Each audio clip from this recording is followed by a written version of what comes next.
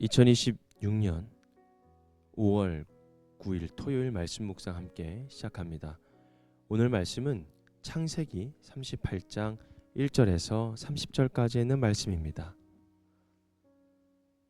함께 말씀을 묵상합니다. 그 무렵에 유다는 형제들에게서 떨어져 나가 히라라고 하는 아둘람 사람이 사는 곳으로 가서 그와 함께 살았다. 유다는 거기에서 가나안 사람 수하라고 하는 사람의 딸을 만나서 결혼하고 아내와 동침하였다.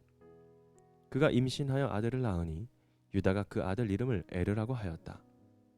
그가 또 임신하여 아들을 낳았다. 이번에는 아이의 어머니가 그 아들 이름을 오난이라고 하였다. 그가 또다시 아들을 낳고 이름을 셀라라고 하였다. 그가 셀라를 낳은 곳은 거십이다. 유다가 자기 맏아들 에르를 결혼시켰는데 그 아내의 이름은 다말이다. 유다의 맏아들 에르가 주님께서 보시기에 악함으로 주님께서 그를 죽게 하셨다.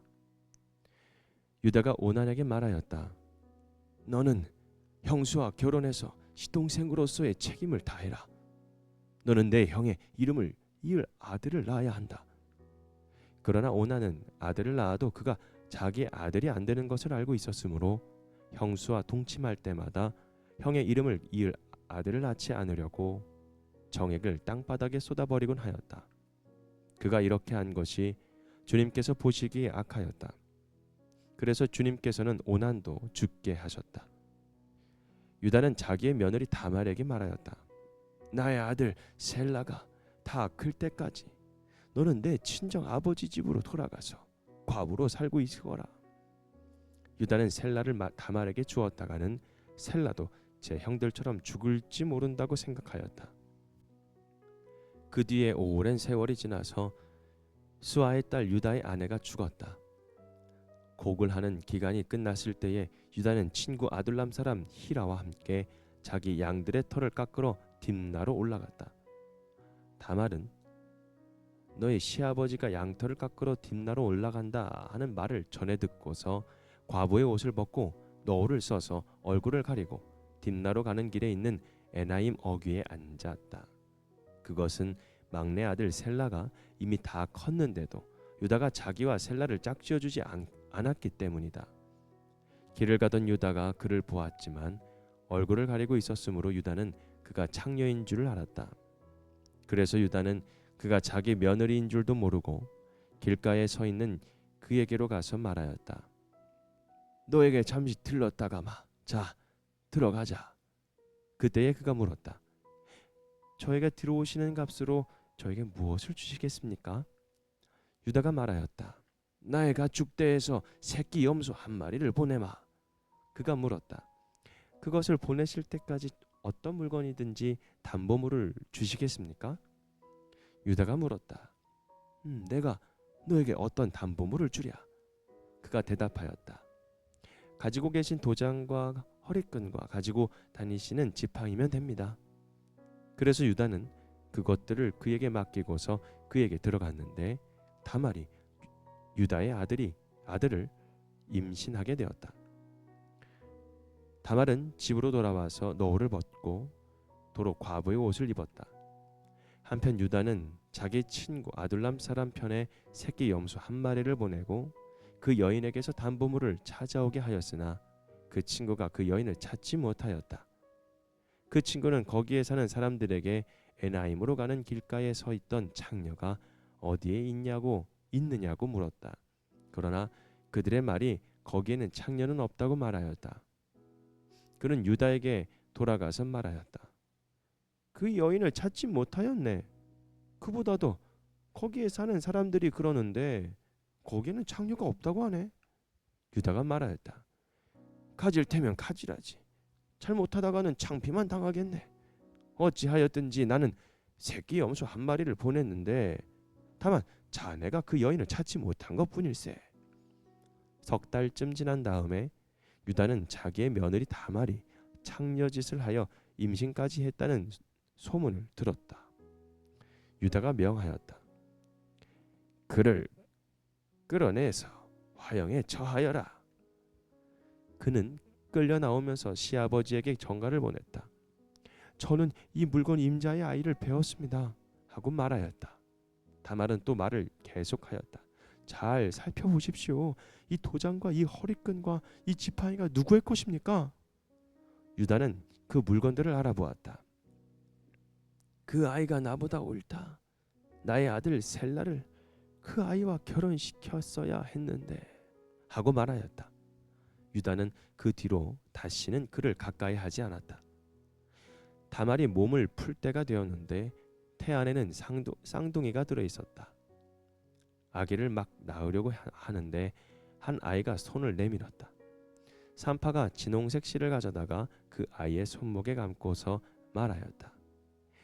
이 아이가 먼저 나온 녀석이다. 그러나 그 아이는 손을 안으로 다시 끌어들였다. 그런 다음에 그의 아우가 먼저 나왔다. 산파가 어찌하여 내가 터뜨리고 나오느냐 하고 말하였다. 그래서 이 아이 이름을 베레스라고 하고 그의 형 곧 진홍색 실로 손목이 묶인 아이가 뒤에 나오니 아이의 이름을 세라라고 하였다. 아멘. 유다와 다말이라는 주제로 함께 말씀을 묵상합니다. 오늘 창세기 38장은 요셉 이야기가 한 가운데 갑자기 등장합니다. 낯설고도 불편한 이야기처럼 보이죠. 그러나 하나님께서는 이 장면을 통해서 약속의 계보가 인간의 의로움이 아니라 하나님의 신실하심으로 이어진다라는 사실을 보여주고 있습니다. 유다는 형제들에게서 떨어져 나와서 가나안 사람들과 섞여 살아갑니다.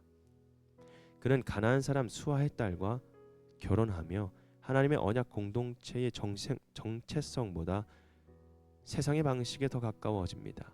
그래서 그 가정 안에는 죄와 책임 회피가 계속해서 반복되죠. 맏아들 에르는 하나님 보시기에 악하여 죽임을 당하고 둘째 오나는 형의 대를 이어야 하는 책임이 있었지만 자기 유익을 위하여 그 책임을 거절합니다. 결국 오난 역시 심판을 받죠. 문제는 여기서 끝나는 것이 아닙니다. 유다는 셋째 아들 세라를 다말에게 주겠다고 말하지만 실제로는 두려움 때문에 약속을 지키지 않습니다. 그는 다말을 친정으로 돌려보내며 시간을 끌었고 결국 며느리의 삶과 미래를 외면했습니다. 다말은 자신이 철저히 버려졌다라는 사실을 깨닫습니다. 당시 사회에서 과부는 보호받기 어려운 존재였죠.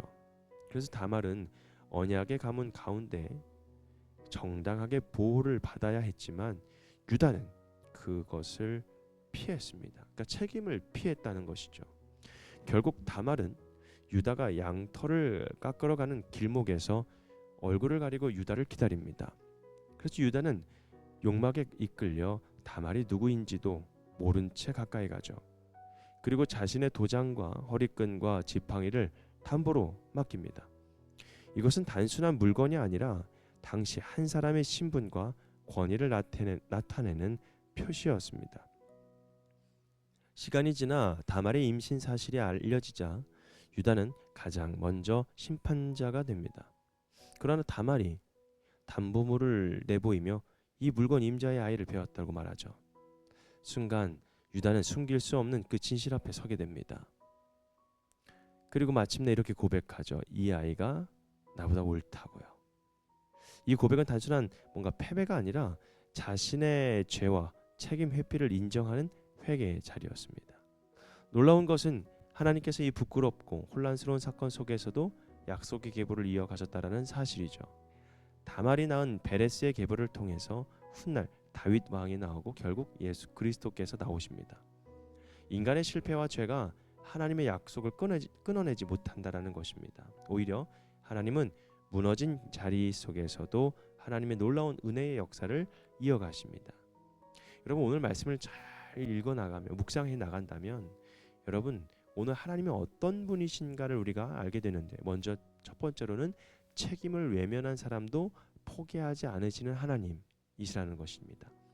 유다는 약속을 미루고 책임을 피했습니다. 그러나 하나님은 그런 유다를 버려두지 않고 다말의 사건을 통해서 그의 죄를 드러내시고 돌이키게 하십니다. 그래서 하나님은 우리의 실패 때문에 등을 돌리시는 분이 아니라 진실 앞에 다시 불러 세우시는 분이시라는 겁니다. 두 번째로 숨겨진 죄를 드러내시는 하나님입니다. 유다는 자신의 죄를 숨긴 채 다말만 정죄했습니다. 그러나 하나님은 도장과 허리끈과 지팡이를 통해 유다 자신의 모습을 드러내죠. 여러분, 하나님은 죄를 덮어두시는 분이 아닙니다. 회복시키기 위해 드러내시는 분입니다. 하나님 앞에서는 감출 수 없는 것이 없습니다. 세 번째로 인간의 연약함 속에서도 약속을 이루시는 신실하신 그 하나님을 우리가 볼 수 있습니다. 오늘 창세기 38장을 인간적으로 보면 실패와 부끄러움의 이야기입니다. 말도 안 되는 이야기였죠. 그러나 하나님은 그 안에서도 약속의 계보를 이어가십니다. 베레스의 계보를 통해 다윗이 나오고 결국 예수 그리스도께서 나오십니다. 이것은 하나님의 역사가 인간의 완벽함이 아니라 온전히 하나님의 은혜로 이루어진다라는 증거를 우리에게 보여주는 것입니다. 그렇다면 오늘 말씀을 통해서 나에게 어떤 적용을 해야 될까요? 우리는 살아가면서 자신의 잘못보다 다른 사람의 잘못을 더 쉽게 바라볼 때가 많습니다. 또 책임져야 할 문제를 미루고 피하고 덮으려고 할 때도 있죠. 그러나 오늘 말씀은 우리에게 묻습니다. 나는 지금 무엇을 회피하고 있는가? 하나님 앞에서 숨기고 있는 모습은 없는가? 다른 사람은 판단하면서 정작 내 죄에 둔감해져 있지는 않은가? 유다가 돌이킬 수 없었던 이유는 완벽해서가 아닙니다. 자신의 죄를 인정했고 오늘 하나님 앞에 나아갔던 것처럼 온전히 자신을 드러냈기 때문에 그렇습니다. 오늘 하나님께서 우리에게 말씀하십니다. 숨지 말고 돌아오라고, 변명하지 말고 인정하라고, 내가 너를 다시 세우겠다고. 진짜 회복은 감추는 데서 시작되지 않습니다. 바로 하나님 앞에 정직하게 서는 데서 시작이 됩니다. 여러분, 잘못이 드러날 때 변명하기보다 인정하게 하고 책임을 회피하기보다 돌이키게 하시는 그 하나님을 붙드는 저와 여러분 되기를 주님의 이름으로 축복합니다.